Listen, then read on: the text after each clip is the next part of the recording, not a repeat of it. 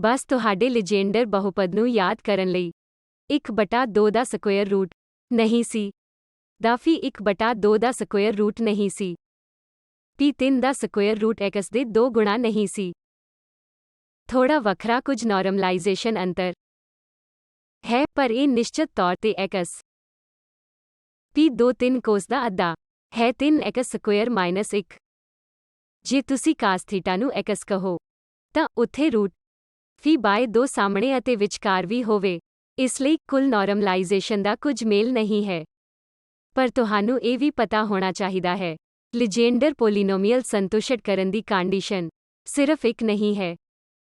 ਮੈਨੂੰ ਸਾਈ ਨੂੰ delta L1 L2 ਲਗਾਉਣਾ ਚਾਹੀਦਾ ਸੀ, ਪਰ ਉੱਥੇ ਕੁਝ ਫੈਕਟਰ ਹੈ ਜੋ 2/2 L ਪਲਸ 12 1 ਪਲਸ 1 ਹੈ। ਇਹ ਫੈਕਟਰ ਹੈ। ਜੇ ਤੁਸੀਂ ਇੱਥੇ ਇੱਕ ਸਕੁਏਅਰ ਰੂਟ ਪਾਉਣ ਦੀ ਕੋਸ਼ਿਸ਼ ਕਰਦੇ ਹੋ ਅਤੇ ਇੱਥੇ y ਰੂਟ ਨੂੰ, ਫਿਰ ਤੁਸੀਂ ਸੁਮੇਲਨ ਵੇਖੋਗੇ। ਤੁਸੀਂ ਸਾਧਾਰਨ ਹੋਣਾ ਚਾਹੁੰਦੇ ਸੀ, ਇਸ ਦਾ ਮਤਲਬ ਹੈ ਕਿ ਤੁਸੀਂ ਚਾਹੁੰਦੇ ਹੋ ਕਿ ਇਹ ਪੱਖ ਇੱਕ ਹੋਵੇ। ਜੇ ਤੁਸੀਂ ਚਾਹੁੰਦੇ ਹੋ ਕਿ ਇਹ ਪੱਖ ਚਾਲੂ ਰਹੇ ਤਾਂ ਤੁਸੀਂ ਇਹਨਾਂ ਵਿੱਚੋਂ ਹਰੇਕ ਵੇਵ ਫੰਕਸ਼ਨ ਲਈ ਹਰ ਵਿੱਚ ਸਕੁਏਅਰ ਰੂਟ ਲੈ ਸਕਦੇ ਹੋ।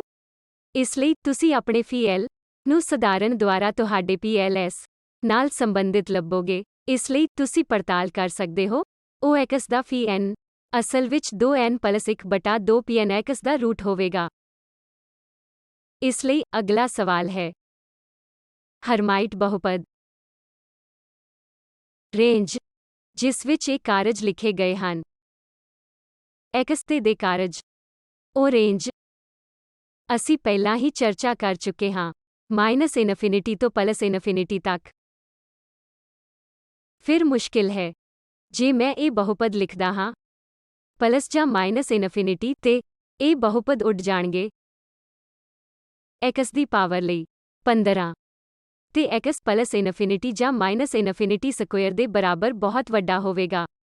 ਉਹਨਾਂ ਨੂੰ ਸਕੁਏਅਰ ਇਨਟੈਗਰੇਬਲ ਫਲਨਾਨ ਲਈ ਕਹਿਣਾ। ਤੁਹਾਨੂੰ ਇਨਫਿਨਿਟੀ ਤੋਂ ਘੱਟ ਹੋਣ ਦੀ ਲੋੜ ਸੀ। ਤੁਸੀਂ ਇਸ ਨੂੰ ਕਿਵੇਂ ਪ੍ਰਾਪਤ ਕੀਤਾ ਹੈ? ਇਹ ਉੱਥੇ ਹੈ ਜਿੱਥੇ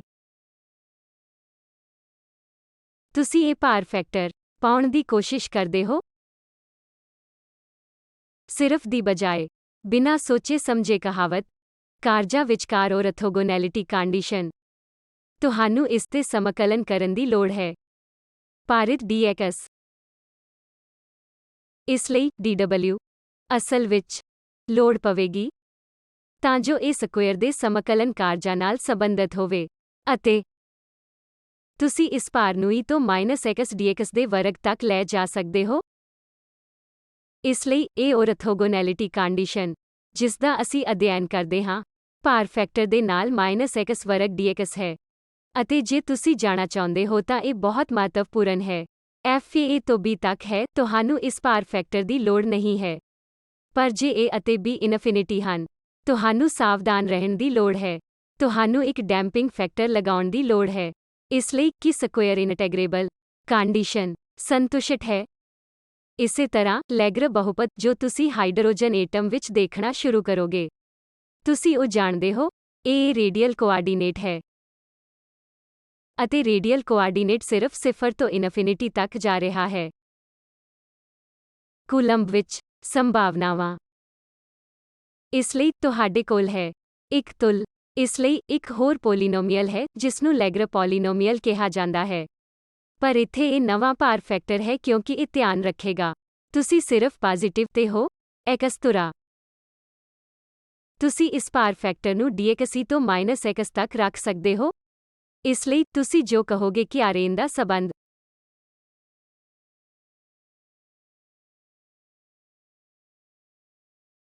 ਸਿਫਰ ਦੇ 2L ਤੋਂ ਇਨਫਿਨਿਟੀ ਤੱਕ। ਮੈਂ ਤੁਹਾਨੂੰ ਸਿਰਫ ਕੁਝ ਸੁਆਦ ਦੇ ਰਿਹਾ ਹਾਂ। ਜਾਣੂ ਬਹੁਪਦ ਜੋ ਤੁਸੀਂ ਵੇਖਦੇ ਹੋ ਉਹ ਸਾਰੇ ਸਕੁਏਅਰ ਦੇ ਇਨਟੈਗਰੇਬਲ ਕਾਰਜਾਂ ਨਾਲ ਸੰਬੰਧਿਤ ਹਨ। ਬੇਸ਼ੱਕ ਜਦੋਂ ਵੀ ਤੁਸੀਂ ਕਿਸੇ ਇਨਫਿਨਿਟੀ ਨੂੰ ਮਾਰਦੇ ਹੋ, ਤੁਹਾਨੂੰ ਆਪਣੀ ਔਰਥੋਗੋਨੈਲਿਟੀ ਕੰਡੀਸ਼ਨ ਵਿੱਚ ਭਾਰ ਫੈਕਟਰ ਬਾਰੇ ਚਿੰਤਾ ਕਰਨੀ ਪਵੇਗੀ। ਅਤੇ ਇਸ ਲਈ ਇਹ ਦੋਵਾਂ ਪਾਸਿਆਂ ਤੋਂ ਇਨਫਿਨਿਟੀ ਟਕਰਾ ਰਿਹਾ ਹੈ। ਭਾਰ ਫੈਕਟਰ ਹੋਣਾ ਚਾਹੀਦਾ ਹੈ ਸਿਮੈਟ੍ਰਿਕ। ਦੋਵੇਂ x ਪਲਸ ਜਾਂ -ਇਨਫਿਨਿਟੀ ਇਸ ਨੂੰ ਸਿੱਲੀ ਥੱਲੇ ਕਰਨਾ ਚਾਹੀਦਾ ਹੈ। ਇੱਥੇ ਸਿਰਫ ਉਦੋਂ ਹੀ ਜਦੋਂ x ਇਨਫਿਨਿਟੀ ਨੂੰ ਪਲਸ ਕਰਨ ਦੀ ਕੋਸ਼ਿਸ਼ ਕਰਦਾ ਹੈ। ਇਸ ਨੂੰ ਗਿੱਲਾ ਕਰਨਾ ਚਾਹੀਦਾ ਹੈ ਅਤੇ ਇਸ ਬਾਰੇ ਸੋਚਣਾ ਸ਼ੁਰੂ ਕਰਨਾ ਚਾਹੀਦਾ ਹੈ। ਜੇ ਤੁਸੀਂ ਮਾਈਨਸ ਇਨਫਿਨਿਟੀ ਤੋਂ ਸਿਫਰ ਤੱਕ L2 ਨੂੰ ਦੇਖਣਾ ਚਾਹੁੰਦੇ ਹੋ, ਤੁਸੀਂ ਕੀ ਕਰੋਗੇ? ਬਸ ਇਸ ਦੀ ਹੇਕ ਲਈ, ਫਿਰ ਭਾਰ ਫੈਕਟਰੀ ਤੋਂ ਪਲਸ x ਬਣ ਸਕਦਾ ਹੈ। ਉਹ ਭਾਰ ਫੈਕਟਰ ਦੇ ਨਾਲ ਔਰਥੋਗੋਨੈਲਿਟੀ ਕੰਡੀਸ਼ਨ ਹੈ। ਇੰਟੀਗ੍ਰੇਸ਼ਨ ਉਦੋਂ ਲਾਗੂ ਕੀਤਾ ਜਾਵੇਗਾ ਜਦੋਂ ਤੁਹਾਡੇ ਸਕੁਏਅਰ ਇਨਟੈਗਰੇਬਲ ਫੰਕਸ਼ਨ ਦੀਆਂ ਸੀਮਾਵਾਂ ਇਨਫਿਨਿਟੀ ਨਾਲ ਟਕਰਾਣਗੀਆਂ।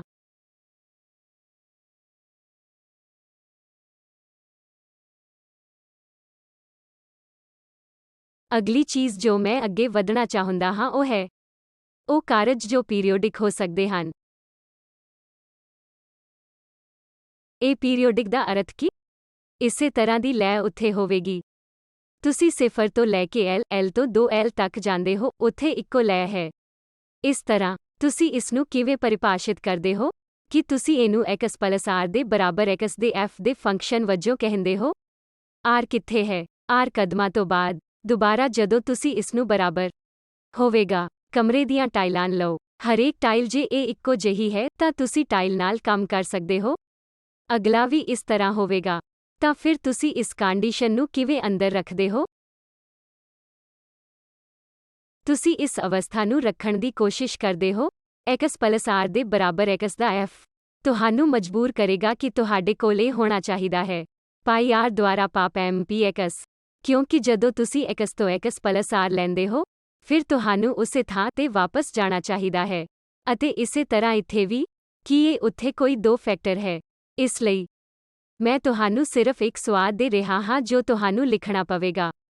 ਇਹ ਲੜੀ ਵਿਸਤਾਰ, ਜੋ ਪੀਰੀਓਡਿਕ ਬਾਉਂਡਰੀ ਕੰਡੀਸ਼ਨ ਸੰਤੁਸ਼ਟ ਕਰਦਾ ਹੈ, ਅਤੇ ਤੁਸੀਂ sin ਅਤੇ cos ਫੰਕਸ਼ਨ ਕਰ ਸਕਦੇ ਹੋ।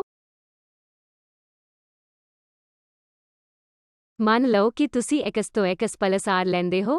ਮੈਂ ਚਾਹੁੰਦਾ ਹਾਂ ਕਿ x ਦਾ f x ਪਲਸ r ਦਾ ਇੱਕੋ ਜਿਹਾ ਹੋਵੇ।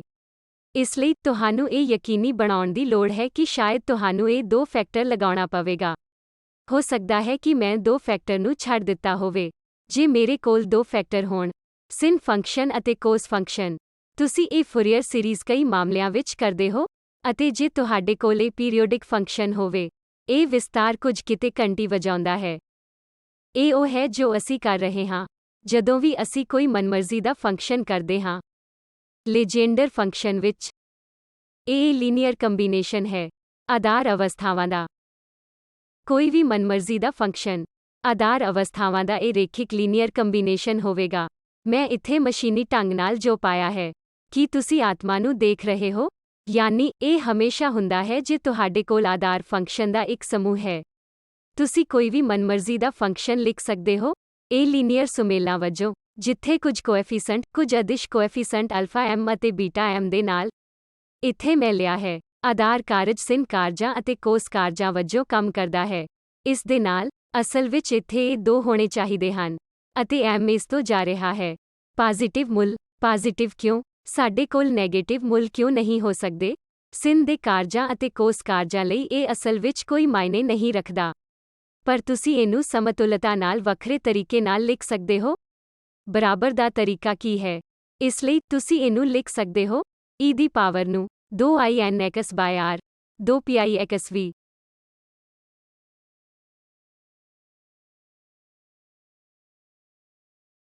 ਇਸ ਲਈ ਇਹ 2 ਪਾਈ ਵਾਰ ਹੈ inx ਬਟਾ r। ਮੈਂ ਇਹਨਾਂ ਚੀਜ਼ਾਂ ਨੂੰ ਫਾਈਲ ਵਿੱਚ ਠੀਕ ਕਰਾਂਗਾ, ਪਰ ਕਿਰਪਾ ਕਰਕੇ ਆਪ ਵੀ ਨੋਟ ਕਰੋ। ਇਸ ਲਈ ਇੱਥੇ ਆਧਾਰ ਕੰਮ ਕੀ ਹੈ? ਗੁਣਾਂਕ। ਅਤੇ ਇਹ ਆਧਾਰ ਕਾਰਜ ਹੋਣੇ ਚਾਹੀਦੇ ਹਨ। ਇੱਥੇ ਇਹ ਦੋਵੇਂ ਆਧਾਰ ਕਾਰਜ ਹਨ। ਉਨ੍ਹਾਂ ਵਿੱਚੋਂ ਬਹੁਤ ਸਾਰੇ। ਇੱਥੇ ਵੀ ਅਜਿਹਾ ਹੀ ਹੈ। ਹਰੇਕ ਆਧਾਰ ਫੰਕਸ਼ਨ ਤੁਸੀਂ ਇਹ ਸਬਸਕ੍ਰਿਪਟ n ਦੇ ਸਕਦੇ ਹੋ, ਉਸ ਤੇ ਨਿਰਭਰ ਕਰਦਾ ਹੈ। ਉਪਚਾਰਿਕ ਤੌਰ ਤੇ, ਮੈਂ ਇਸ ਨੂੰ n c n phi n x ਬਟਾ ਸਮੇਸ਼ਨ ਵਜੋਂ ਲਿਖ ਰਿਹਾ ਹਾਂ। ਇਹ phi n ਮੈਂ ਇਸ ਨੂੰ ਆਰਥੋਨਾਰਮਲ ਬਣਨ ਦੀ ਚੋਣ ਕਰਦਾ ਹਾਂ, ਅਤੇ ਮੈਂ ਇਸ ਦੇ ਟਰਮਜ਼ ਵਿੱਚ ਆਪਣਾ x ਦਾ f ਲਿਖ ਸਕਦਾ ਹਾਂ। ਇਸ ਲਈ ਇਸ ਵਿਸ਼ੇਸ਼ ਉਦਾਹਰਣ ਵਿੱਚ ਇਹ phi n ਕੁਝ ਵੀ ਨਹੀਂ ਹੈ ਪਰ ਇਹ ਦੋ ਪਾਈ ਫੈਕਟਰ ਹੋਣੇ ਚਾਹੀਦੇ ਹਨ ਘਾਤ ਅੰਕ ਵਿੱਚ, ਅਤੇ ਉਹ ਫੈਕਟਰ ਜੋ ਤੁਹਾਡੀ ਫੀ ਹੈ। ਜੇ ਮੰਨ ਲਓ ਕਿ ਮੇਰੇ ਕੋਲ ਇਹ ਪੀਰੀਓਡਿਸਿਟੀ ਨਹੀਂ ਹੈ, ਮੰਨ ਲਓ ਕਿ ਮੈਂ ਇਸ ਪੀਰੀਓਡਿਸਿਟੀ ਨੂੰ ਨਹੀਂ ਰੱਖਦਾ। ਇਸ ਪੀਰੀਓਡਿਸਿਟੀ ਨੇ ਸਾਨੂੰ ਇਹ ਵਿਸਤਾਰ ਲਿਖਣ ਦੀ ਆਗਿਆ ਦਿੱਤੀ ਜੋ ਉਸ ਪੀਰੀਓਡਿਸਿਟੀ ਨੂੰ ਸੰਤੁਸ਼ਟ ਕਰਦਾ ਹੈ। ਪਰ ਜੇ ਮੇਰੇ ਕੋਲ ਇਹ ਪੀਰੀਓਡਿਸਿਟੀ ਨਹੀਂ ਹੈ, ਮੈਂ ਇਹ ਸਮੇਸ਼ਨ ਨੂੰ ਬਦਲਣਾ ਹੈ। ਇੰਟੀਗਰੇਸ਼ਨ ਦੁਆਰਾ। ਇੰਟੀਗਰੇਸ਼ਨ ਨੂੰ ਕੀ ਕਿਹਾ ਜਾਂਦਾ ਹੈ? ਫੋਰੀਅਰ ਟ੍ਰਾਂਸਫਾਰਮ ਤੋਂ ਇਲਾਵਾ ਕੁਝ ਵੀ ਨਹੀਂ। ਤੁਸੀਂ ਇਹ ਮੁਫਤ ਪਾਰਟੀਕਲ ਲੈਂਦੇ ਹੋ, ਜੋ ਕਿਤੇ ਵੀ ਬਾਉਂਡ ਨਹੀਂ ਹੈ। ਕੋਈ ਪੀਰੀਓਡਿਸਿਟੀ ਨਹੀਂ ਹੈ। ਮੰਨ ਲਓ ਕਿ ਤੁਸੀਂ ਕਿਸੇ ਚੱਕਰ ਤੇ ਇਹ ਮੁਫਤ ਪਾਰਟੀਕਲ ਰੱਖਦੇ ਹੋ। ਪਾਰਟੀਕਲ ਨੂੰ ਬਣਾਓ ਅਤੇ ਰੇਡੀਅਸ r ਦੇ ਚੱਕਰ ਤੇ ਆਓ। ਕੀ ਹੁੰਦਾ ਹੈ ਜਦੋਂ ਇਹ ਵਾਪਸ ਆਉਂਦਾ ਹੈ? 2 ਪਾਈ ਰੋਟੇਸ਼ਨ ਤੋਂ ਬਾਅਦ ਇਹ ਉਸੇ ਪੁਆਇੰਟ ਤੇ ਹੈ। ਇਸ ਲਈ ਤੁਹਾਨੂੰ ਇਸ ਪੀਰੀਓਡਿਸਿਟੀ ਕੰਡੀਸ਼ਨ ਨੂੰ ਰੱਖਣਾ ਪਵੇਗਾ। ਇਹ ਥੀਟਾ ਦਾ f ਥੀਟਾ ਪਲਸ 2npi ਦੇ ਬਰਾਬਰ ਆਵਰਤਕਾਲ ਅਤੇ ਫਿਰ ਉਹ ਤੁਹਾਨੂੰ ਇਹ ਫੋਰੀਅਰ ਸੀਰੀਜ਼ ਬਣਾਉਣ ਲਈ ਮਜਬੂਰ ਕਰਦਾ ਹੈ। ਉਹੀ ਚੀਜ਼ ਉਦੋਂ ਵੀ ਵਾਪਰਦੀ ਹੈ ਜਦੋਂ ਤੁਸੀਂ ਸਫੈਰਿਕਲ ਨਿਰਦੇਸ਼ਾਂਕ ਕਰਦੇ ਹੋ। ਹਾਈਡਰੋਜਨ ਐਟਮ ਫਾਈ ਕੋਣ, ਉਸ ਕੋਲ ਉਹ ਗੁਣ ਹੈ। ਤੁਹਾਨੂੰ ਇਹ ਯਕੀਨੀ ਬਣਾਉਣ ਦੀ ਲੋੜ ਹੈ ਕਿ ਤੁਹਾਡਾ ਫਾਈ ਕੋਣ, ਜਦੋਂ ਤੁਸੀਂ ਫਾਈ ਬਣਾਉਂਦੇ ਹੋ, ਫਾਈ ਪਲਸ ਇੰਟੀਗਰਲ ਗੁਣਜ ਬਣਨ ਲਈ 2pi ਕੁਝ ਵੀ ਨਹੀਂ ਬਦਲਣਾ ਚਾਹੀਦਾ। ਵੇਵ ਫੰਕਸ਼ਨ ਕਿਉਂਕਿ ਇਹ ਇੱਕੋ ਪੁਆਇੰਟ ਹੈ। ਪਰ ਜੇ ਤੁਹਾਡੇ ਕੋਲ ਇਹ ਰੀਅਲ ਲਾਈਨ ਹੈ ਜੋ -ਇਨਫਿਨਿਟੀ ਤੋਂ +ਇਨਫਿਨਿਟੀ ਤੱਕ ਜਾ ਰਹੀ ਹੈ, ਇਹ ਇਸ ਕੋਣੀ ਕੋਆਰਡੀਨੇਟ ਵਰਗਾ ਨਹੀਂ ਹੈ। ਕੋਈ ਪੀਰੀਓਡਿਸਿਟੀ ਨਹੀਂ ਹੈ। ਜਦੋਂ ਤੱਕ ਮੈਂ ਕੋਈ ਕੰਡੀਸ਼ਨ ਨਹੀਂ ਦਿੰਦਾ ਕਿ ਦੁਹਰਾਓ ਹੈ, ਇਹ ਰੀਅਲ ਲਾਈਨ ਲੈਂਦਾ ਹੈ, ਫਿਰ ਮੇਰੇ ਕੋਲ ਕੋਈ ਪੀਰੀਓਡਿਸਿਟੀ ਨਹੀਂ ਹੈ। ਇਸ ਲਈ ਇਹ ਹੋ ਸਕਦਾ ਹੈ ਤੁਹਾਨੂੰ ਆਪਣੇ ਸਮੇਸ਼ਨ ਨੂੰ ਬਦਲਣਾ ਪਵੇਗਾ ਇੰਟੀਗਰੇਸ਼ਨ ਦੁਆਰਾ। ਅਤੇ ਇਹ ਤੁਹਾਡਾ ਜਾਣਿਆ ਪਛਾਣਿਆ ਫੋਰੀਅਰ ਟ੍ਰਾਂਸਫਾਰਮ ਹੈ। ikx ਦੇ ਆਧਾਰ ਕਾਰਜਾਂ ਦੇ ਨਾਲ।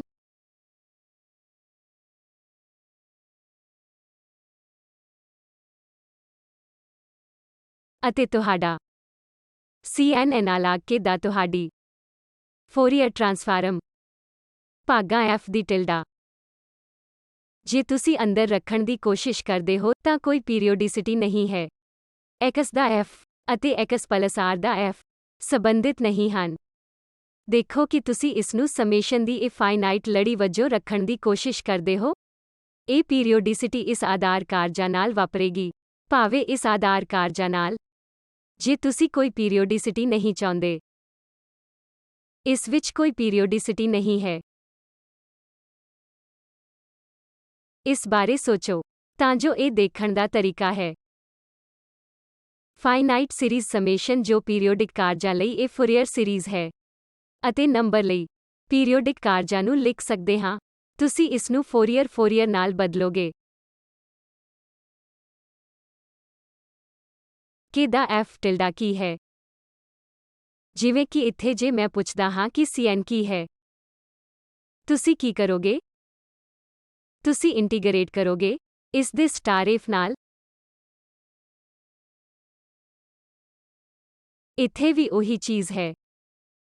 k ਦਾ ਟਿਲਡਾ f ਇੱਕ ਇਨਵਰਸ ਫੋਰੀਅਰ ਟ੍ਰਾਂਸਫਾਰਮ ਹੈ, ਜੋ ਕੁਝ ਵੀ ਨਹੀਂ ਹੈ ਪਰ ਇਸ ਦਾ ਸਟਾਰ -ikx ਤੇ e ਹੈ। x ਦੇ f ਦੁਆਰਾ ਗੁਣਾ ਕੀਤਾ ਗਿਆ dx ਤੇ ਇੰਟੀਗਰੇਟਿਡ ਜਿੰਨਾ ਸਿੱਧਾ ਅੱਗੇ ਹੋ ਸਕਦਾ ਹੈ। ਜੇ ਮੈਂ ਇਹ ਲੱਭਣਾ ਚਾਹੁੰਦਾ ਹਾਂ ਕਿ k ਦਾ ਟਿਲਡਾ f ਕੀ ਹੈ ਜੋ ਕਿ ਕੋਐਫੀਸ਼ੀਐਂਟ ਹੈ ਸੁਪਰਪੋਜੀਸ਼ਨ ਵਿੱਚ ਲਈ, ਤੁਹਾਨੂੰ ਇਸ ਆਧਾਰ ਫੰਕਸ਼ਨ ਦਾ ਸਟਾਰ x ਦੇ f ਨੂੰ ਨਾਲ ਲੈਣ ਦੀ ਲੋੜ ਹੈ। ਕੰਮ ਕਰਦਾ ਹੈ ਅਤੇ ਇੰਟੀਗਰੇਟ ਕਰੋ। ਇਸ ਲਈ ਕੋਈ ਸਵਾਲ ਕਰ ਸਕਦਾ ਹੈ ਕਿ ਉੱਥੇ ਕਿਉਂ ਹੈ ਇਹ ਬਟਾ √2π। ਇੱਥੇ ਇੱਕੋ ਇੱਕ ਚੀਜ਼ ਇਹ ਹੈ ਕਿ ਜੇ ਤੁਸੀਂ ਦੁਬਾਰਾ ਅਜਿਹਾ ਕਰਦੇ ਹੋ, ਤੁਹਾਨੂੰ ਇਹ ਯਕੀਨੀ ਬਣਾਉਣ ਦੀ ਲੋੜ ਹੈ ਕਿ ਤੁਹਾਡਾ ਡਾਇਰੈਕਟ ਡੈਲਟਾ ਫੰਕਸ਼ਨ ਪਰਿਭਾਸ਼ਾ ਸੰਤੁਸ਼ਟ ਹੈ। ਇੱਥੇ ਬਹੁਤ ਸਾਰੀਆਂ ਤਰਤੀਬਾਂ ਹਨ ਜੋ ਕੁਝ ਲੋਕਾਂ ਨੇ ਫੋਰੀਅਰ ਟ੍ਰਾਂਸਫਾਰਮ ਵਿੱਚ ਪਾਈਆਂ ਹਨ। 1/2π ਅਤੇ ਇਨਵਰਸ ਫੋਰੀਅਰ ਟ੍ਰਾਂਸਫਾਰਮ ਵਿੱਚ ਉਹ ਇਸ ਨੂੰ ਨਹੀਂ ਪਾਉਂਦੇ। ਤੁਸੀਂ ਦੂਜੇ ਤਰੀਕੇ ਨਾਲ ਕਰ ਸਕਦੇ ਹੋ। ਇੱਥੇ ਬਹੁਤ ਸਾਰੀਆਂ ਤਰਤੀਬਾਂ ਹਨ। ਇਸ ਕੋਰਸ ਵਿੱਚ ਆਓ ਇਸ ਤਰਤੀਬ ਦੀ ਪਾਲਣਾ ਕਰੀਏ ਕਿ ਅਸੀਂ 1√2π ਰੱਖਿਆ। ਦੋਵਾਂ ਫੋਰੀਅਰ ਟ੍ਰਾਂਸਫਾਰਮ ਅਤੇ ਇਨਵਰਸ ਫੋਰੀਅਰ ਟ੍ਰਾਂਸਫਾਰਮ ਲਈ ਬਹੁਤ ਸਾਰੀ ਤਰਤੀਬਾਂ, ਪਰ ਅਸੀਂ ਇਸ ਤੱਕ ਸੀਮਤ ਰਹਾਂਗੇ। ਇਸ ਲਈ ਸਭ ਕੁਝ ਉਦੋਂ ਤੱਕ ਸਹੀ ਹੈ ਜਦੋਂ ਤੱਕ ਤੁਸੀਂ ਨਹੀਂ ਕਰਦੇ। ਅੱਧੇ ਰਸਤੇ ਦੀ ਪਾਲਣਾ ਕਰੋ। ਇੱਕ ਤਰਤੀਬ ਅਤੇ ਦੂਜਾ ਅੱਧਾ ਰਸਤਾ ਇੱਕ ਹੋਰ ਤਰਤੀਬ। ਜੇ ਤੁਸੀਂ ਪਰੰਪਰਾ ਦੀ ਪੂਰੀ ਤਰ੍ਹਾਂ ਪਾਲਣਾ ਕਰਦੇ ਹੋ, ਤੁਹਾਨੂੰ ਸਹੀ ਜਵਾਬ ਮਿਲਣਗੇ, ਬਸ ਇਸ ਲਈ ਇੱਥੇ ਸੰਪੂਰਨਤਾ ਨੂੰ ਰੱਖਣਾ। ਇਸ ਲਈ ਇੱਕ L2 ਸਪੈਸ਼ ਲਈ A ਅਤੇ B ਦੇ ਵਿਚਕਾਰ ਅੰਦਰੂਨੀ ਪ੍ਰੋਡਕਟ ਜਿਸਨੂੰ ਅਸੀਂ ਇੱਕ ਫਾਈਨਾਈਟ ਡਾਇਮੈਂਸ਼ਨਲ ਵੈਕਟਰ ਸਪੈਸ਼ ਲਈ ਪਰਿਭਾਸ਼ਿਤ ਕਰਦੇ ਹਾਂ। ਫੰਕਸ਼ਨ ਸਪੈਸ਼ ਵਿੱਚ ਤੁਸੀਂ ਇਸ ਵਿੱਚ ਪਾਓਗੇ A ਅਤੇ B ਵਿਚਕਾਰ dx ਦਾ integration phi n star phi m। ਇਸ ਨੂੰ ਪੂਰਾ ਕਰਨ ਲਈ ਆਰਥੋਨਾਰਲਿਟੀ ਦੀ ਕੰਡੀਸ਼ਨ। ਤੁਸੀਂ ਜਾਣਦੇ ਹੋ ਕਿ ਡਾਇਰੈਕਟ ਡੈਲਟਾ ਫੰਕਸ਼ਨ ਕੀ ਹੈ। ਇੱਕ 2 ਪਾਈ ਇੰਟੀਗਰਲ ei ਕੇ x ਦੀ ਪਾਵਰ ਲਈ minus x prime dx prime delta function dk ਹੈ।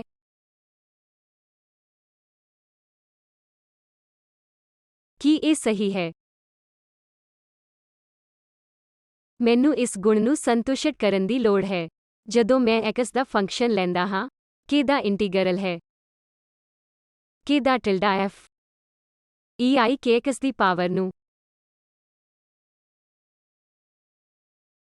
ਮੰਨ ਲਓ ਕਿ ਮੈਂ 1/π ਨੂੰ ਪੇਸ਼ ਕਰਦਾ ਹਾਂ ਤੇ ਮੈਂ k ਦੇ ਇਸ f ਟਿਲਡਾ ਨੂੰ ਬਦਲਦਾ ਹਾਂ, ਜਿਵੇਂ ਕਿ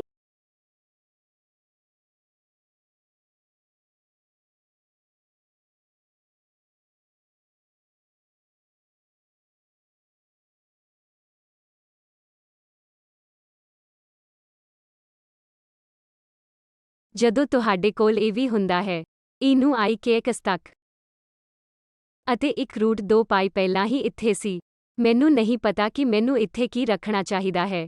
ਮੈਂ ਇਸ ਨੂੰ 1/n ਵਜੋਂ ਰੱਖਦਾ ਹਾਂ, ਇਸ ਲਈ ਇਹ 1/2 ਰੂਟ ਪਾਈ ਹੋਵੇਗਾ। 1/n dk ਦਾ ਇੰਟੀਗਰਲ e ਨੂੰ i ਕੀ ਪਾਵਰ ਤੱਕ x minus x prime x prime ਦਾ f।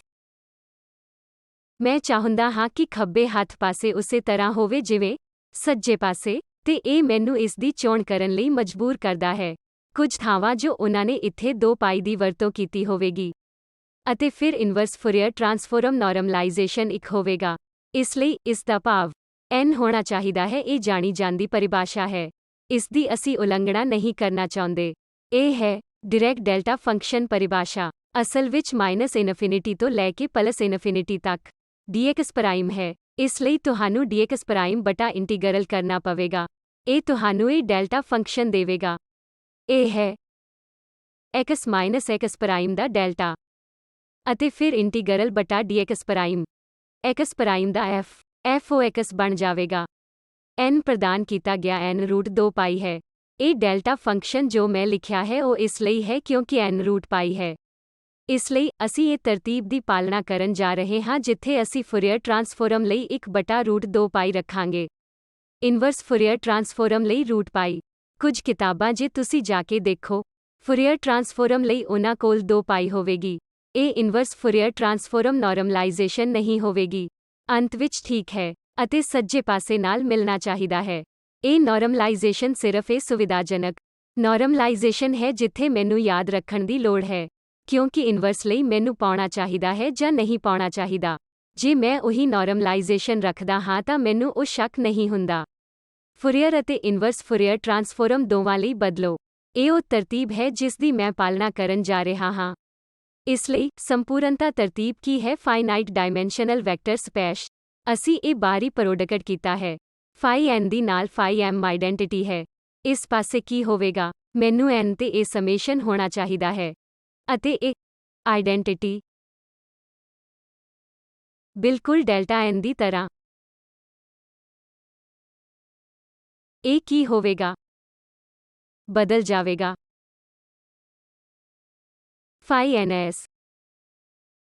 ਜਦੋਂ ਵੀ ਤੁਹਾਡੇ ਕੋਲ ਇਹ ਕੇਟ ਹੁੰਦਾ ਹੈ, ਮੈਂ ਫੰਕਸ਼ਨ ਲਾਗੂ ਕਰ ਰਿਹਾ ਅਤੇ ਜਦੋਂ ਵੀ ਸਾਡੇ ਕੋਲ ਬ੍ਰਾ ਸਟੇਟ ਹੁੰਦੀ ਹੈ, ਅਸੀਂ ਇਸ ਨੂੰ ਇੱਕ ਸਟਾਰ ਫੰਕਸ਼ਨ ਵਜੋਂ ਰੱਖਦੇ ਹਾਂ। ਇਹ ਉਹੀ ਹੈ ਜੋ ਹੈ। ਪਰੰਪਰਾ ਮੈਂ ਇਸ ਦੀ ਪਾਲਣਾ ਕਰ ਰਿਹਾ ਹਾਂ। ਸਾਰੇ NS ਦਾ ਸੰਖੇਪ ਕੀਤਾ ਗਿਆ। ਇਹ ਕੀ ਹੋਵੇਗਾ? ਨਿਰੰਤਰਤਾ। ਪੋਜੀਸ਼ਨ ਸਪੈਸ਼। ਤੁਹਾਡੇ ਕੋਲ ਕ੍ਰੋਨਿਕਰ ਡੈਲਟਾ ਨਹੀਂ ਹੋ ਸਕਦੇ। ਇਹ ਹੋਵੇਗਾ। ਤੁਸੀਂ ਇਹ ਕਿਵੇਂ ਪੁਸ਼ਟੀ ਕਰਦੇ ਹੋ ਕਿ ਇਹ ਸਹੀ ਹੈ? ਇਸ ਨੂੰ ਹੁਣ ਮੂਲ ਧਾਰਨਾ ਵਜੋਂ ਲਓ। ਮੰਨ ਲਓ ਕਿ ਮੈਂ f ਦਾ ਇੱਕ ਮਨਮਰਜ਼ੀ ਦਾ ਫੰਕਸ਼ਨ ਲਿਆ ਹੈ। ਫਿਰ ਤੁਹਾਨੂੰ ਇਹ ਦਿਖਾਉਣ ਦੇ ਯੋਗ ਹੋਣ ਦੀ ਲੋੜ ਹੈ ਕਿ ਜੇ ਫੰਕਸ਼ਨ ਸਪੈਸ਼ ਵਿੱਚ ਇੱਕ ਆਈਡੈਂਟਿਟੀ ਆਪਰੇਟਰ ਹੈ, x ਦਾ f ਪ੍ਰਭਾਵਿਤ ਨਹੀਂ ਹੋਣਾ ਚਾਹੀਦਾ।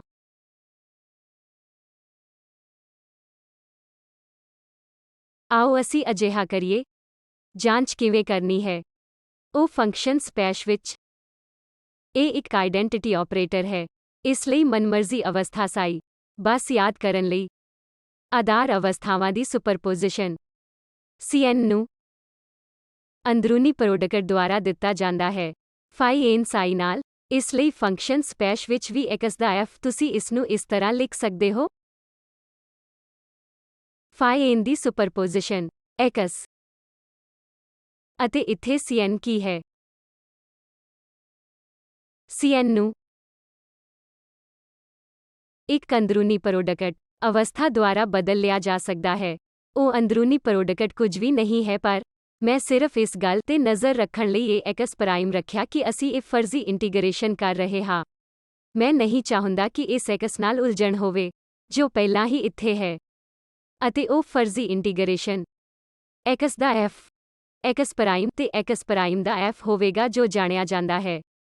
ਫਿਰ ਇਹ ਅੰਦਰੂਨੀ ਪ੍ਰੋਡਕਟ ਮੈਂ ਤੁਹਾਨੂੰ ਦੱਸਿਆ ਕਿ ਜਦੋਂ ਮੈਂ ਅੰਦਰੂਨੀ ਪ੍ਰੋਡਕਟ ਲੈਂਦਾ ਹਾਂ ਤਾਂ ਮੈਨੂੰ ਲੈਣ ਦੀ ਲੋੜ ਹੁੰਦੀ ਹੈ। ਬਰਾ ਅਵਸਥਾ ਫੰਕਸ਼ਨ ਦਾ ਸਿਤਾਰਾ ਬਣ ਜਾਵੇਗਾ। ਇਸ ਲਈ ਮੈਂ ਇੱਥੇ ਇਹੀ ਕੀਤਾ ਹੈ। x ਪ੍ਰਾਈਮ ਦਾ f n f x prime ਦਾ ਇਹ ਬਿਲਕੁਲ ਉਹੀ ਹੈ ਜੋ ਇੱਥੇ ਲਿਖਿਆ ਹੈ। ਤੁਸੀਂ ਦੇਖ ਸਕਦੇ ਹੋ ਕਿ ਜੇ ਤੁਸੀਂ ਸਮੇਸ਼ਨ ਨੂੰ ਅੰਦਰ ਲੈ ਜਾਂਦੇ ਹੋ, x ਪ੍ਰਾਈਮ ਦਾ ਫਾਈ n ਸਟਾਰ x ਦਾ ਫਾਈ n, ਜੇ ਮੈਂ ਇਹਨੂੰ ਡਾਇਰੈਕਟ ਡੈਲਟਾ ਫੰਕਸ਼ਨ ਵਜੋਂ ਰੱਖਦਾ ਹਾਂ, ਸਮੇਸ਼ਨ ਨੂੰ ਹਿਲਾਇਆ ਜਾ ਸਕਦਾ ਹੈ ਇੰਟੀਗ੍ਰੇਸ਼ਨ ਅਤੇ ਸਮੇਸ਼ਨ ਨੂੰ ਸਵੀਪ ਕੀਤਾ ਜਾ ਸਕਦਾ ਹੈ। ਫਿਰ ਕੀ ਅਸੀਂ ਸੰਗਤ ਹਾਂ? ਕੀ ਸਾਨੂੰ x ਦੇ ਬਰਾਬਰ x ਦਾ f ਮਿਲਦਾ ਹੈ? ਜਦੋਂ ਤੁਸੀਂ ਇੱਕ dx ਪ੍ਰਾਈਮ ਇੰਟੀਗ੍ਰੇਸ਼ਨ ਕਰਦੇ ਹੋ, ਇਹ ਤੁਹਾਨੂੰ ਡਾਇਰੈਕਟ ਡੈਲਟਾ ਫੰਕਸ਼ਨ ਦੇਵੇਗਾ ਅਤੇ ਤੁਹਾਨੂੰ x ਦਾ f ਮਿਲਦਾ ਹੈ ਜੋ x ਦੇ f ਦੇ ਬਰਾਬਰ ਹੈ। ਇਸ ਲਈ ਇਹ ਸਿਰਫ ਇਹ ਤਸਦੀਕ ਪਰ ਇਹ ਵਿਵਸਥਿਤ ਤਰੀਕਾ ਹੋਵੇਗਾ ਜਿਸ ਵਿੱਚ ਇਹ ਲਿਖਿਆ ਜਾਵੇਗਾ। ਫੰਕਸ਼ਨ ਥਾਵਾਂ ਵਿੱਚ ਸੰਪੂਰਨਤਾ ਦੀ ਕੰਡੀਸ਼ਨ ਹੋਵੇਗਾ। ਇਹ ਪਰਿਭਾਸ਼ਾ ਇਸ ਵਿੱਚ ਡਾਇਰੈਕਟ ਡੈਲਟਾ ਫੰਕਸ਼ਨ ਸ਼ਾਮਲ ਹੈ। ਇਸ ਲਈ ਆਓ ਹੁਣ ਅੱਗੇ ਵਧਦੇ ਹਾਂ। ਕੁਝ ਹੋਰ ਆਧਾਰ ਕਾਰਜਾਂ ਨਾਲ ਖੇਡ ਰਹੇ ਹਨ। ਜਿਵੇਂ ਕਿ ਉਸਨੇ ਪਹਿਲਾਂ ਹੀ ਦੱਸਿਆ ਸੀ, ਇਹ ਕਿ ਆਰਥੋਨਾਰਮਲ ਦੇ ਆਧਾਰ ਤੇ ਇਸ ਤੋਂ ਵੱਧ ਹੋ ਸਕਦਾ ਹੈ। ਇੱਕ ਸੰਭਾਵਨਾ ਜੋ ਘੱਟੋ ਘੱਟ ਤੁਸੀਂ ਜਾਣਦੇ ਹੋ ਸਕਦੇ ਹੋ, ਤੁਹਾਡੇ 2 ਡਾਇਮੈਂਸ਼ਨਲ ਪਲੇਨ ਵਿੱਚ ਤੁਸੀਂ ਫੀ i ਲੈ ਸਕਦੇ ਹੋ। 2 ਡਾਇਮੈਂਸ਼ਨਲ ਵਿੱਚ 2 ਆਧਾਰ ਕਾਰਜ ex ey ਦੇ ਤੌਰ ਤੇ ਪਲੇਨ, ਅਤੇ ਤੁਸੀਂ ਇੱਕ ਹੋਰ ਆਧਾਰ ਫੰਕਸ਼ਨ ਵੀ ਕਰ ਸਕਦੇ ਹੋ ਜੋ ਕਿ ਇੱਕ 45 ਹੈ ਡਿਗਰੀ ਘੁਮਾਏ ਹੋਏ ਆਧਾਰ। ਇਸ ਦੀ ਆਗਿਆ ਹੈ ਦੋਵਾਂ ਨੂੰ ਇਸ ਤਰ੍ਹਾਂ ਵਰਤਿਆ ਜਾ ਸਕਦਾ ਹੈ। ਇਜਾਜ਼ਤ ਆਰਥੋਨਾਰਮਲ ਆਧਾਰ ਫੰਕਸ਼ਨ 2 ਆਯਾਮਾਂ ਵਿੱਚ। ਤੁਸੀਂ ਸਾਰੇ ਇਸ ਨਾਲ ਸਹਿਮਤ ਹੋ? ਪਰ ਮੰਨ ਲਓ ਮੈਂ ਇਸ ਆਧਾਰ ਤੇ ਕੰਮ ਕਰਦਾ ਹਾਂ, ਮੈਂ ਇਸ ਆਧਾਰ ਤੇ ਜਾਣਾ ਚਾਹੁੰਦਾ ਹਾਂ। ਤੁਸੀਂ ਅਜੇ ਵੀ ਕਰ ਸਕਦੇ ਹੋ। ਅਜਿਹਾ ਕਰੋ। ਤੁਸੀਂ ਅਜਿਹਾ ਕਿਵੇਂ ਕਰਦੇ ਹੋ? ਇਹ ਅਵਸਥਾ xi ਦਾ ਇਹ ਲੀਨੀਅਰ ਕੰਬੀਨੇਸ਼ਨ ਹੈ ਤੇ xi 2 ਫੀ 2 ਇੱਕ ਲੀਨੀਅਰ ਕੰਬੀਨੇਸ਼ਨ ਹੋਵੇਗਾ। xi 1 ਅਤੇ xi 2 ਸੱਜੇ ਪਾਸੇ ਇੱਕ ਵੱਖਰੇ ਲੀਨੀਅਰ ਕੰਬੀਨੇਸ਼ਨ ਕੋਐਫੀਸ਼ੀਐਂਟ ਦੇ ਨਾਲ। ਇਸ ਲਈ ਅਸੀਂ ਜਾਣਦੇ ਹਾਂ ਕਿ ਆਲੇ ਦੁਆਲੇ ਕਿਵੇਂ ਖੇਡਣਾ ਹੈ। ਕਈ ਵਾਰ ਕੁਝ ਆਧਾਰ ਲਾਭਦਾਇਕ ਹੋਵੇਗਾ, ਕਈ ਵਾਰ ਦੂਜਾ ਆਧਾਰ ਲਾਭਦਾਇਕ ਹੋਵੇਗਾ। ਇਸ ਲਈ ਤੁਹਾਨੂੰ ਇਹ ਜਾਣਨ ਦੀ ਲੋੜ ਹੈ ਕਿ ਇੱਕ ਆਧਾਰ ਤੋਂ ਦੂਜੇ ਆਧਾਰ ਤੇ ਕਿਵੇਂ ਜਾਣਾ ਹੈ। ਮਨਮਰਜ਼ੀ ਦੀ ਸਥਿਤੀ ਬਾਰੇ ਕੀ ਕਹਿ ਸਕਦੇ ਹੋ? ਮੈਂ ਮਨਮਰਜ਼ੀ ਦੀ ਸਥਿਤੀ ਦਾ ਕੰਮ ਕਰ ਸਕਦਾ ਸੀ। ਜਾਂ ਤਾਂ ਇਹ ਆਧਾਰ ਲੀਨੀਅਰ ਸੁਪਰਪੋਜ਼ਿਸ਼ਨ ਵਜੋਂ ਬਰਾਬਰ ਇਸ ਆਧਾਰ ਦੀ ਕੁਝ ਹੋਰ ਲੀਨੀਅਰ ਸੁਪਰਪੋਜ਼ਿਸ਼ਨ, ਅਤੇ ਫਿਰ ਤੁਸੀਂ ਨੋਟ ਕਰਦੇ ਹੋ ਉਹ xil ਆਧਾਰ ਵੀ ਇਸ ਤਰ੍ਹਾਂ ਲਿਖਿਆ ਜਾ ਸਕਦਾ ਹੈ। ਫਾਈ i ਦਾ ਇਹ ਲੀਨੀਅਰ ਕੰਬੀਨੇਸ਼ਨ ਆਧਾਰ ਘਾਤ ਅੰਕਾਂ ਤੇ ਨਜ਼ਰ ਰੱਖਣ ਲਈ ਖੱਬੇ ਪਾਸੇ ਅਤੇ ਸੱਜੇ ਪਾਸੇ ਮੈਂ ਇੱਥੇ 2 ਘਾਤ ਅੰਕ ਰੱਖੇ। ਇਸ ਕਨਵੈਨਸ਼ਨ ਹਾਈ ਦੇ ਬਾਅਦ ਮੈਂ Cn ਨੂੰ dl ਨਾਲ ਜੋੜਾਂਗਾ। ਤੁਸੀਂ XIL ਨੂੰ HIL ਸਬਸਟੀਟਿਊਟ ਸਕਦੇ ਹੋ। ਸਮਾਂ phi i ਇੱਥੇ, ਅਤੇ ਤੁਸੀਂ HIL ਕਰ ਸਕਦੇ ਹੋ। ਬੇਸ਼ੱਕ phi i ਦਾ ਅੰਦਰੂਨੀ ਪ੍ਰੋਡਕਟ ਹੈ। XIL ਦੇ ਨਾਲ DL ਅਤੇ HNL ਦੇ ਟਰਮਜ਼ ਵਿੱਚ CN ਪਤਾ ਕਰੋ। ਮੈਂ ਤੁਹਾਨੂੰ ਪਹਿਲਾਂ ਹੀ ਦੱਸ ਚੁੱਕਾ ਹਾਂ ਕਿ XIL ਤੁਸੀਂ ਇਹਨੂੰ ਸਬਸਟੀਟਿਊਟ ਕਰ ਸਕਦੇ ਹੋ। ਇਹ ਪੂਰਾ ਆਧਾਰ ਜਿਸਦੀ ਤੁਸੀਂ ਗੁਣਾਂਕ ਦੀ ਤੁਲਨਾ ਕਰ ਸਕਦੇ ਹੋ, ਅਤੇ ਇਹ ਨਿਰਧਾਰਤ ਕਰੋ ਕਿ ਕੀ ਹੈ। CN ਇਸ ਦੇ ਟਰਮਜ਼ ਵਿੱਚ DS ਅਤੇ H ਦੋ ਆਧਾਰਾਂ ਨਾਲ ਸੰਬੰਧਿਤ ਹੈ। DL ਉਹ ਕੋਐਫੀਸ਼ੀਐਂਟ ਹੈ ਜੋ ਮੈਂ ਲੱਭਿਆ। XI ਆਧਾਰ ਅਤੇ CM ਉਹ ਕੋਐਫੀਸ਼ੀਐਂਟ ਹੈ ਜੋ ਮੈਨੂੰ phi ਦੇ ਆਧਾਰ ਤੇ ਮਿਲਦਾ ਹੈ। ਇਸ ਲਈ ਇਹ ਆਲੇ ਦੁਆਲੇ ਕੀ ਖੇਡ ਰਿਹਾ ਹੈ। ਬਸ ਚਾਹੁੰਦਾ ਸੀ ਕਿ ਤੁਸੀਂ ਪ੍ਰਸ਼ੰਸਾ ਕਰੋ ਕਿ ਜੇ ਤੁਸੀਂ ਮਨਮਰਜ਼ੀ ਦੀ ਅਵਸਥਾ ਦਾ ਅੰਦਰੂਨੀ ਪ੍ਰੋਡਕਟ ਲੈਂਦੇ ਹੋ, ਇਸ ਲਈ ਇਹ ਪ੍ਰੋਬੇਬਿਲਿਟੀ ਆਯਾਮ ਹੈ। ਸੈਂਟੀਮੀਟਰ ਆਧਾਰ phi ਵਿੱਚ ਇਹ ਦੁਬਾਰਾ ਲਿਖਿਆ ਜਾ ਸਕਦਾ ਹੈ। ਤੁਸੀਂ ਬਾਹਰੀ ਅਵਸਥਾ ਨੂੰ ਰੱਖ ਸਕਦੇ ਹੋ। phi m ਇੱਥੇ ਹੈ, ਇਸ ਲਈ ਤੁਸੀਂ HML ਨਾਲ phi m ਵਜੋਂ DL ਲਿਖ ਸਕਦੇ ਹੋ, ਜਿਵੇਂ ਕਿ phi m XL ਨਾਲ ਹੈ। ਅਤੇ ਇਸ ਬਾਰੇ DL ਇਸ ਦੇ ਨਾਲ XL ਹੈ। ਮਨਮਰਜ਼ੀ ਦਾ ਫੰਕਸ਼ਨ। ਮੈਂ ਇਸ ਨੂੰ ਸਕੁਏਅਰ ਬਰੈਕਟ ਵਿੱਚ ਰੱਖ ਸਕਦਾ ਹਾਂ ਕਿ ਤੁਸੀਂ ਦੇਖ ਸਕਦੇ ਹੋ ਕਿ ਕਿਉਂ। ਸਕੁਏਅਰ ਬਰੈਕਟ ਕੀ ਹੈ ਜੋ ਸਮੇਸ਼ਨ ਬਟਾ L ਹੈ। ਇਹ ਇੱਕ ਆਈਡੈਂਟਿਟੀ ਹੈ। ਖੱਬਾ ਪਾਸਾ ਸੱਜੇ ਪਾਸੇ ਵਰਗਾ ਹੀ ਹੈ। ਜਦੋਂ ਵੀ ਤੁਸੀਂ ਚਾਹੁੰਦੇ ਹੋ, ਇਹ ਨਵੇਂ ਆਧਾਰ ਤੇ ਜਾਓ। ਤੁਸੀਂ ਦਾਖਲ ਕਰ ਸਕਦੇ ਹੋ ਆਈਡੈਂਟਿਟੀ ਆਪਰੇਟਰ ਵਿਚਕਾਰ ਕਿਤੇ ਵੀ। ਇੱਥੇ ਮੈਂ ਇੱਕ ਆਈਡੈਂਟਿਟੀ ਆਪਰੇਟਰ ਦਾਖਲ ਕਰ ਸਕਦਾ ਹਾਂ, ਅਤੇ ਸਹੀ ਆਈਡੈਂਟਿਟੀ ਆਪਰੇਟਰ R ਆਧਾਰ ਵਿੱਚ ਇਹ XI ਦਾ ਆਧਾਰ ਹੈ। ਇਹ ਚਤੁਰਾਈ ਹੈ ਜੋ ਸਾਡੀ ਮਦਦ ਕਰੇਗਾ। ਜਦੋਂ ਵੀ ਤੁਸੀਂ ਇਹ ਦੇਖਦੇ ਹੋ, ਮੰਨ ਲਓ ਤੁਹਾਡੇ ਕੋਲ ਇਹ ਸਥਿਤੀ ਹੈ ਜੋ ਅਨੁਕੂਲ ਹੈ 40 ਡਿਗਰੀ ਤੇ, ਤੁਸੀਂ ਉਸ ਅਵਸਥਾ ਨੂੰ ਵੇਖਣਾ ਚਾਹੁੰਦੇ ਹੋ। XIL ਦੇ ਆਧਾਰ ਨਾਲ ਕੰਮ ਕਰਨਾ ਬਹੁਤ ਜ਼ਿਆਦਾ ਸੁਵਿਧਾਜਨਕ ਹੈ। ਜੇ ਮੰਨ ਲਓ ਕਿ ਤੁਹਾਡੇ ਕੋਲ ਚੀਜ਼ਾਂ ਕੇਵਲ X ਅਤੇ Y ਤੇ ਹਨ, phi ਦੇ ਆਧਾਰ ਨਾਲ ਕੰਮ ਕਰਨਾ ਬਹੁਤ ਸੌਖਾ ਹੈ। ਇਸ ਲਈ ਇਹ ਕਿਸੇ ਸਥਿਤੀ ਦੀ ਸਹੂਲਤ ਤੇ ਨਿਰਭਰ ਕਰਦਾ ਹੈ। ਤੁਸੀਂ ਇੱਕ ਆਧਾਰ ਤੋਂ ਦੂਜੇ ਆਧਾਰ ਤੇ ਜਾਣ ਦੇ ਯੋਗ ਹੋ ਸਕਦੇ ਹੋ। ਇਹ ਇਕੁਏਸ਼ਨ ਇੱਕ ਆਧਾਰ ਤੋਂ ਦੂਜੇ ਆਧਾਰ ਤੱਕ ਹੈ। ਮਨਮਰਜ਼ੀ ਦੀ ਅਵਸਥਾ ਵਾਸਤੇ ਇਹ ਕੁਝ ਵੀ ਨਹੀਂ ਹੈ, ਪਰ ਇਹ ਕੋਐਫੀਸ਼ੀਐਂਟ ਜੇ ਤੁਸੀਂ ਕਿਸੇ ਯੂਨਿਟ ਆਪਰੇਟਰ ਨੂੰ ਦੂਜੇ ਆਧਾਰ ਤੇ ਦਾਖਲ ਕਰਦੇ ਹੋ, ਇਹ ਤੁਹਾਨੂੰ ਦੇਵੇਗਾ। ਇਹ ਸਮੀਕਰਨ। ਇਸ ਦੇ ਉਲਟ ਮੈਂ ਇਸ ਸਥਿਤੀ ਦੇ ਵਿਚਕਾਰ ਇੱਕ ਯੂਨਿਟ ਆਪਰੇਟਰ ਨੂੰ ਰੱਖ ਸਕਦਾ ਸੀ, ਅਤੇ ਫਿਰ ਮੈਂ ਇਸ ਨੂੰ ਸਮਝਣ ਦੀ ਕੋਸ਼ਿਸ਼ ਕਰ ਸਕਦਾ ਹਾਂ। HML ਅਤੇ ਇਹ ਇੱਕ DL ਵਜੋਂ ਹੈ। ਮੈਂ ਇਸ ਨੂੰ 2 ਡਾਇਮੈਂਸ਼ਨਲ ਵਿੱਚ ਸਮਝਾ ਰਿਹਾ ਹਾਂ, ਜਾਣਿਆ ਪਛਾਣਿਆ ਪਲੇਨ ਅਤੇ ਡਾਇਰੈਕਟ ਨੋਟੇਸ਼ਨ, ਤਾਂ ਜੋ ਤੁਸੀਂ ਜਾਣਦੇ ਹੋ ਕਿ ਇਹ ਕੀਤਾ ਜਾ ਸਕਦਾ ਹੈ। ਕੋਈ ਵੀ dimensional, finite dimensional vector space. ਮੈਂ ਇੱਥੇ ਰੁਕ ਜਾਵਾਂਗਾ।